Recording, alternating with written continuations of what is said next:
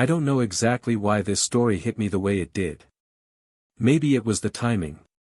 Maybe it was the mood I was in that day.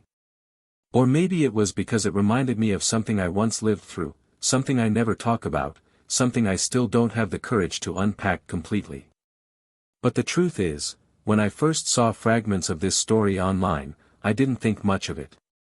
Another viral drama, another mystery that people twist and distort for attention. You know how the internet is, everyone spreads the loudest version, not the true one. And yet, something lingered. Something was off. Something whispered to me that there was more, much more, hidden behind those short clips and sensational titles. I remember scrolling through the comments under one of the viral posts and feeling this strange mix of curiosity and discomfort. People were making jokes, pointing fingers, inventing details out of thin air. And for a second I thought, if only they knew what I know, if only they had heard the real version. Because I did. Or at least I had most of it, enough to see the truth from the inside. Enough to understand why this story shouldn't have been a meme, shouldn't have been mocked, shouldn't have been romanticized. Enough to understand that someone out there was hurting in a way the world didn't see. It all started when I received a message I wasn't expecting. It was from a woman named Claire. I didn't know her personally. Her name didn't ring any bells. But her first words caught my attention immediately. You don't know me, but I need to tell you something before the world gets everything wrong. At first I thought she was exaggerating. People love to dramatize their lives online.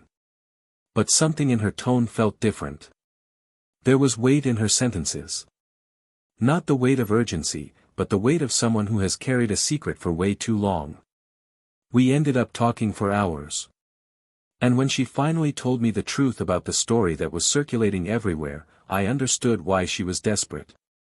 The version going viral was just a skeleton, a shadow of what had actually happened. The real story was raw. Complicated. Emotional. And honestly, it made me question things about my own past that I'd been avoiding for years. But let me start from where she began. She said it all started 17 years ago, in a small coastal town where secrets moved faster than the sea breeze. She described it like a place where everyone knew everyone, and where the only thing people loved more than the sunset was gossip. If you sneezed in the bakery, she told me, people 3 streets away would know whether you covered your mouth or not. I laughed at that part, but she didn't laugh with me. She was painting a picture, and she wanted me to see it exactly as it was, quiet on the surface, but noisy underneath. Back then, Claire was 22.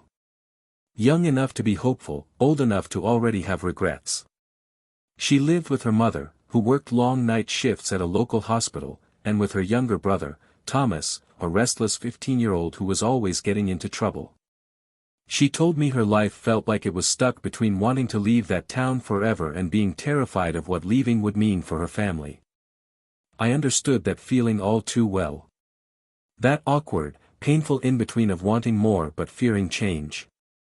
And then there was Daniel. I noticed the pause in her voice the first time she said his name. A softness mixed with something unresolved. She didn't describe him the way people usually do when they talk about someone they loved. She didn't mention his smile, or his eyes, or any physical detail at first.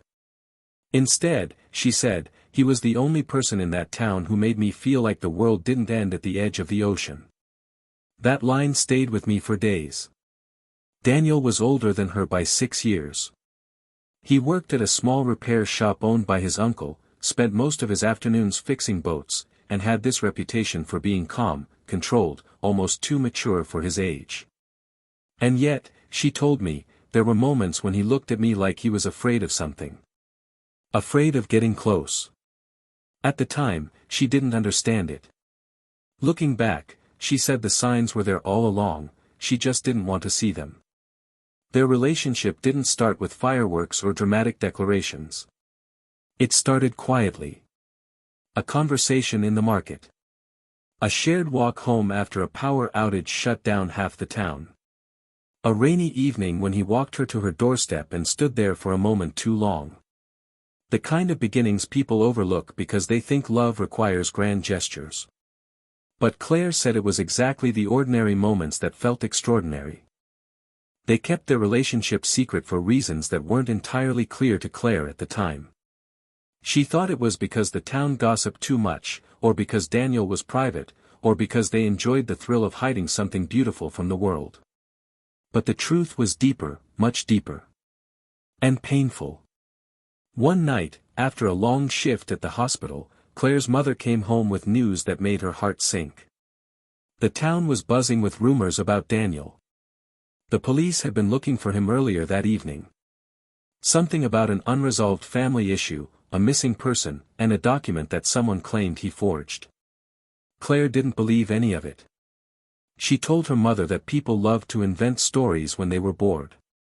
But deep down, a part of her froze. She had seen that fear in his eyes long before the rumors began. She confronted Daniel the next day. She said he looked exhausted, like he hadn't slept at all. His hands were trembling, and he kept looking at the door, as if expecting someone to barge in at any moment. She asked him what was happening. And instead of lying, or pretending everything was fine, he told her something that changed everything. "My family isn't who you think they are," he said. "And I'm not who you think I am either." Claire didn't know what to say. She told me that her first instinct was to hug him, to comfort him, but something stopped her. Maybe it was the seriousness in his voice. Or the fact that he looked like a man carrying a weight too heavy to share. Daniel explained that years ago, his father had been involved in something illegal, something dangerous. And although Daniel wasn't directly part of it, he had spent his entire life trying to outrun the consequences. When his father disappeared suddenly, leaving behind unresolved debts and enemies, Daniel became the target of everyone who wanted answers, revenge, or closure. His uncle took him in, hid him, gave him a new start. But the past never forgot him. Claire told me she felt her world spin.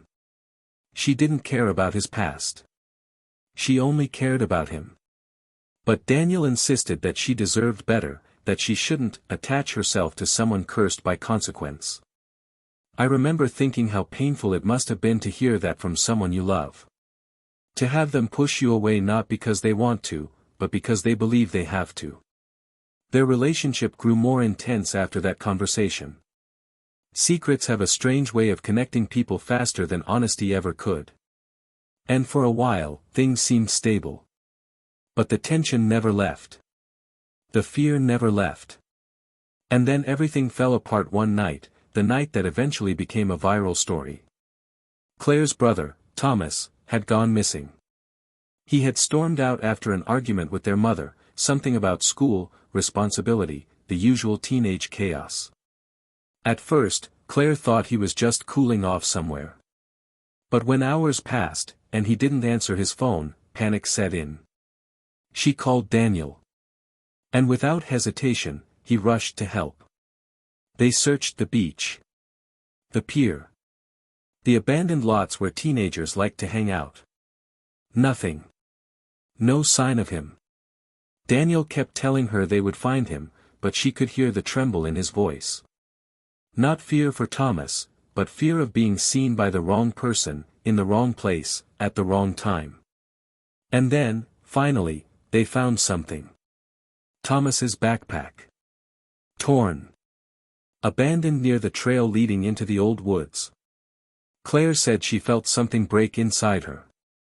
She screamed his name until her throat hurt. Daniel held her shoulders, trying to stop her from collapsing.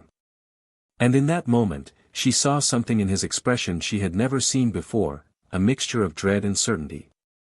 Like he recognized something about the scene. Like he knew exactly what was happening. "What aren't you telling me?" she asked him. And he froze.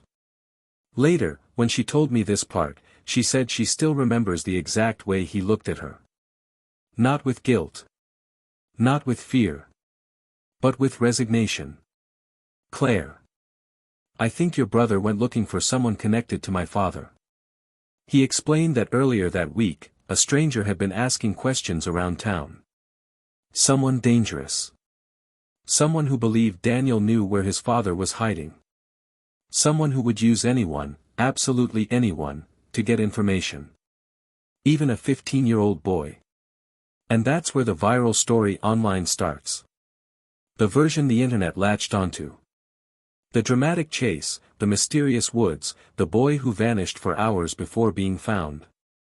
But what people never knew, what no one on the internet ever mentioned, was what actually happened in those hours, why it happened, and what Daniel did to stop things from getting worse. Because that part was never recorded. Never leaked. Never sensationalized.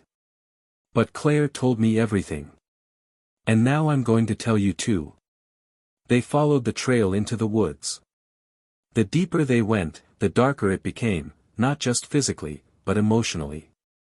Claire said she felt like every step took her further from the life she once knew. She could hear Daniel breathing heavily behind her. She could sense his anxiety rising with every broken twig and distant sound. After about 30 minutes, they heard a voice. Not Thomas.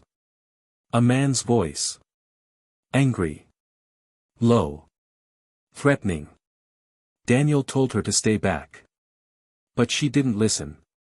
She ran toward the sound, ignoring branches scratching her arms and legs.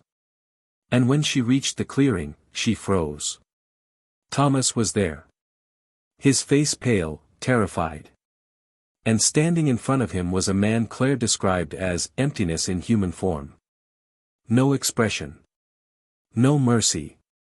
No hesitation. He held Thomas by the collar, demanding answers. Answers the boy didn't have. Answers connected to Daniel. Claire screamed. The man turned. And for a second, she saw something in his eyes, recognition. Hatred. Determination. Then, chaos. Daniel tackled the man. The impact echoed through the woods. Thomas fell to the ground. Claire ran to him, shaking, crying, trying to figure out if he was hurt. But Thomas kept pointing at Daniel and saying, "He saved me, he saved me." The fight was brutal. Messy. Desperate.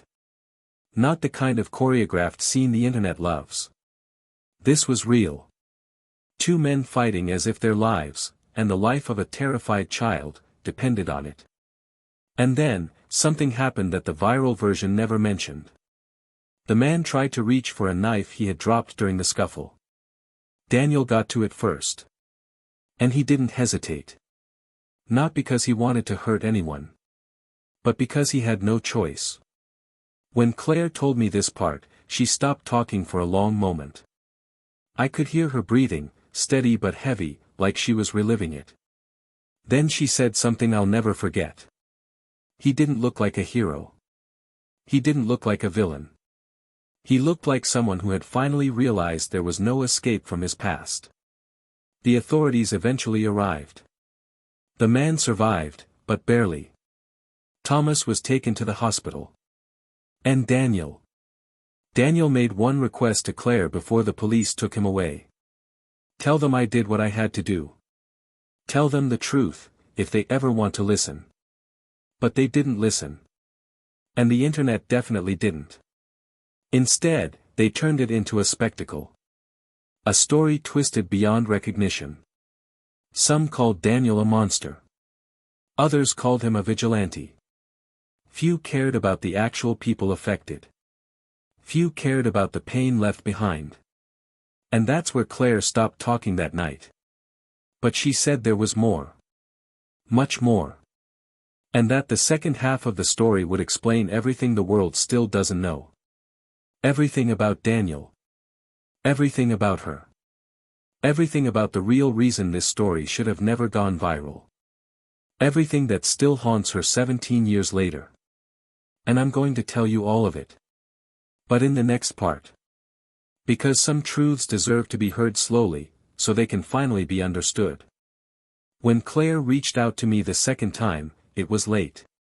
Later than anyone should be awake to revisit the past.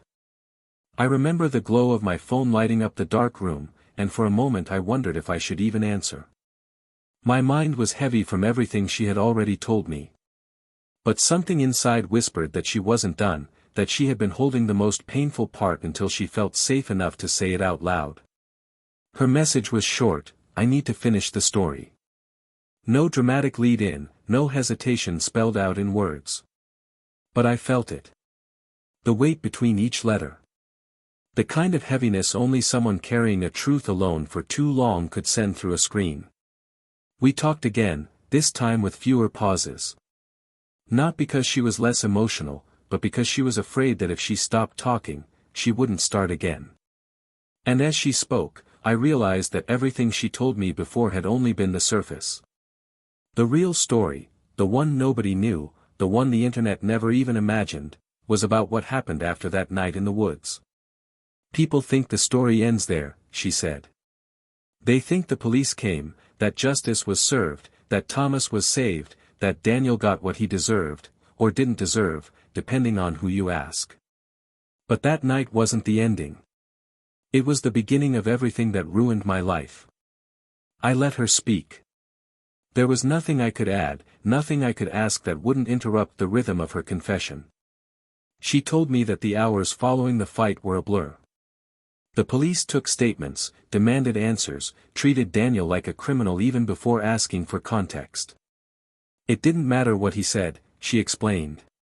He was already the villain in their minds. He had a past.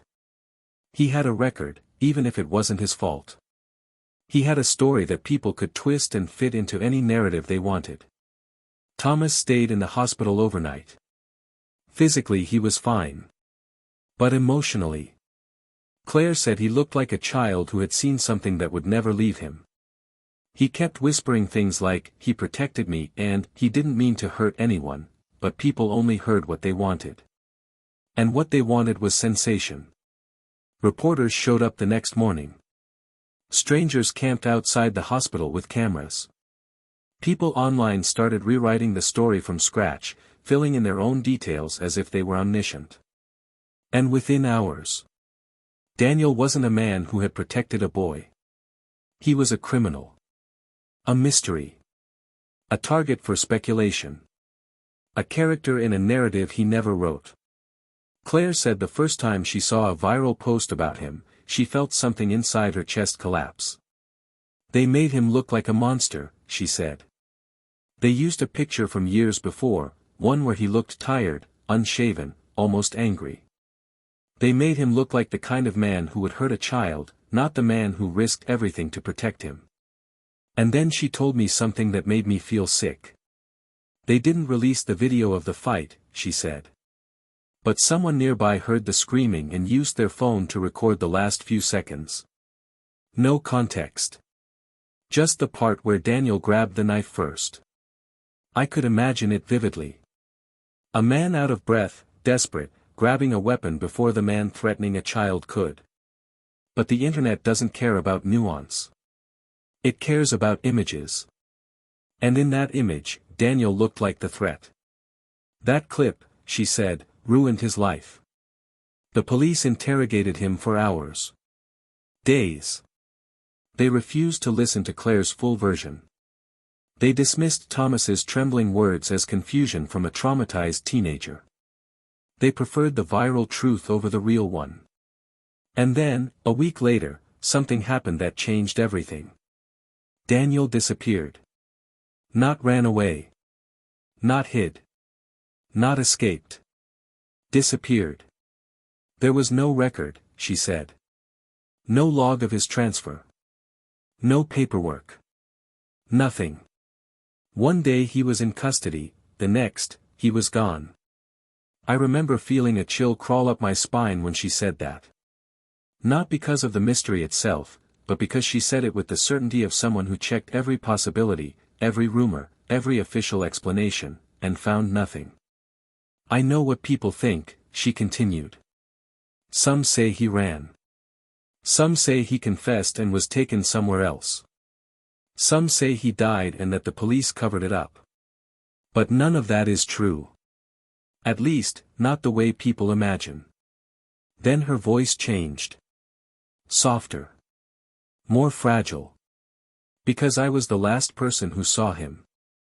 She explained that 2 nights after the incident, she received a call from an unknown number. She answered instinctively, as if her body understood something her mind couldn't articulate. On the other end. Daniel's voice. He sounded different, she said. Calm.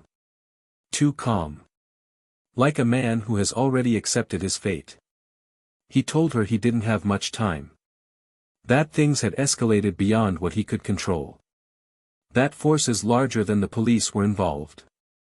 That his father's past had finally caught up with him, and that this time, running wasn't an option.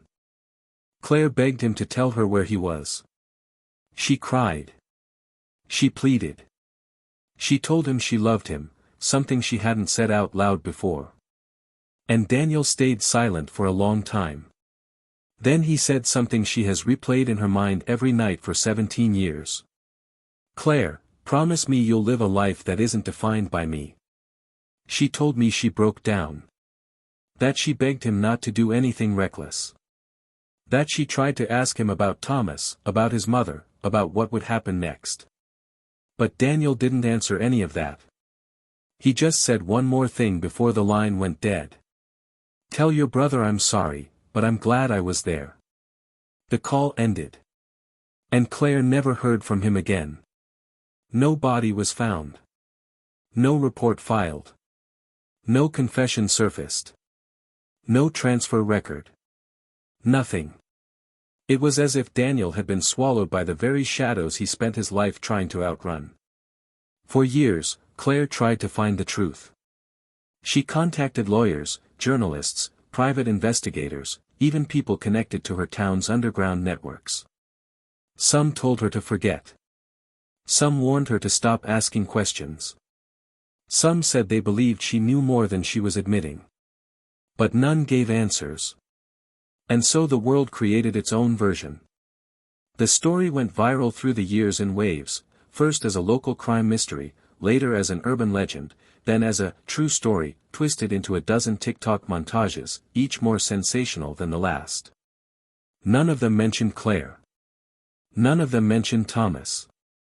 None of them mentioned the truth. They created characters. Caricatures. Villains. Heroes. Victims.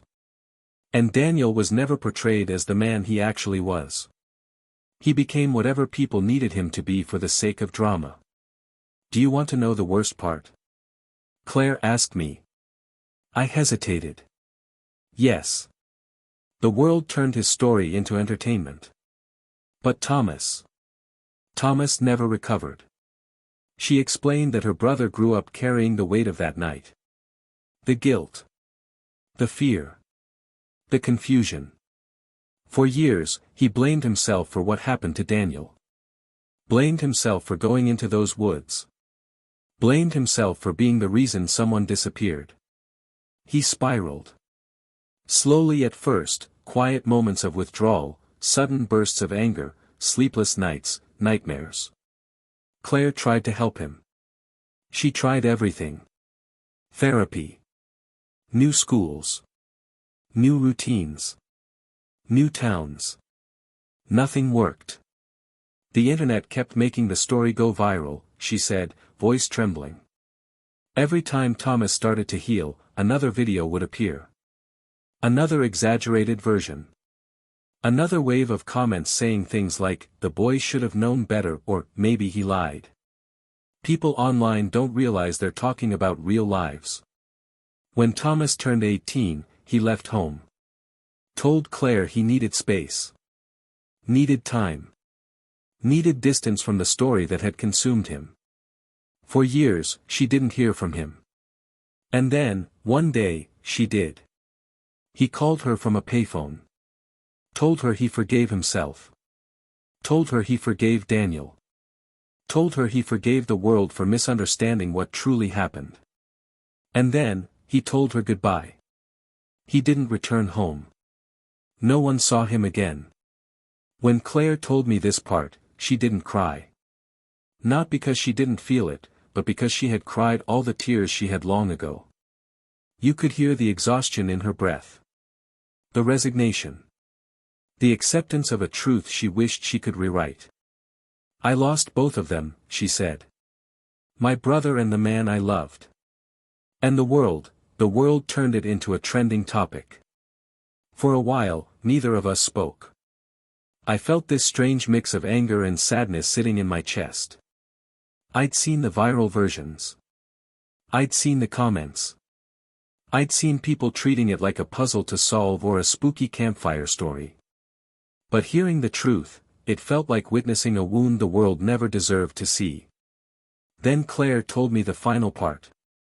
The reason she contacted me. The reason she wanted the real story out. People think Daniel disappeared because he was guilty, she said. But he disappeared because he was protecting someone. I frowned. Protecting who? She exhaled deeply. Me.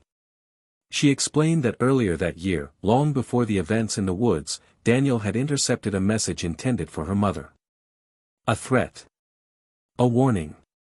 A reminder from someone tied to his father that debts were still unpaid.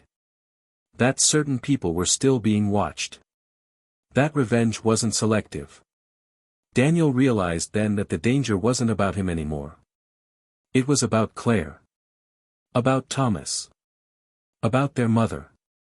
About anyone close enough to him to be considered leverage. And the night in the woods didn't just confirm the threat. It accelerated it. So when he disappeared, he wasn't running away. He was removing himself from the equation. Daniel didn't vanish because he was a coward, she said. He vanished because he believed that if he stayed close to us, we would die. Her voice broke slightly on that last word. And you know what hurts the most, she continued. He might have been right. She paused, letting the truth settle between us like dust in a quiet room. I don't know if he's alive, she whispered. I don't know if he's dead. I don't know if he's hidden somewhere, watching the world from a distance. But I know one thing, he didn't disappear to save himself. He disappeared to save us. She told me she had spent years debating whether to share the truth. The full truth. Not the viral one. Not the twisted one. Not the sensational one. But the human one. I chose you, she said, because you listened. Because you didn't rush me. Because you didn't ask for the dramatic version. I didn't know what to say at first. So I simply said the only honest thing I could. Thank you for trusting me. And she said something that kept me awake that whole night. I don't want the world to idolize Daniel. I don't want them to pity him. I just want them to finally understand him. The real him.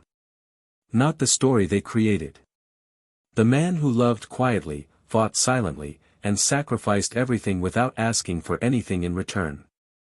Her words stayed with me long after our call ended. And even now, as I share all of this with you, I feel the same mixture of awe and heartbreak I felt when she spoke. Because stories like this aren't meant to be consumed like entertainment. They're meant to be felt. Understood. Carried with care. And now that you know the full version, I hope you carry it gently too. The world may have gone viral with the fragments. But this is the version no one ever heard. This is the truth that never made the headlines. This is the part that belongs to Claire. To Thomas. To Daniel. And now, to you. I don't know why this story stayed with me the way it did, but after hearing everything, I realized something. Some stories don't go viral because people care, they go viral because people are curious. But curiosity fades. Truth doesn't.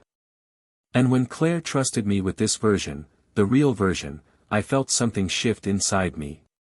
Maybe because it reminded me of someone I once lost. Maybe because it showed me how fragile we all are. Or maybe because, deep down, I knew the world needed to hear this. Not the legend. Not the rumor. The truth.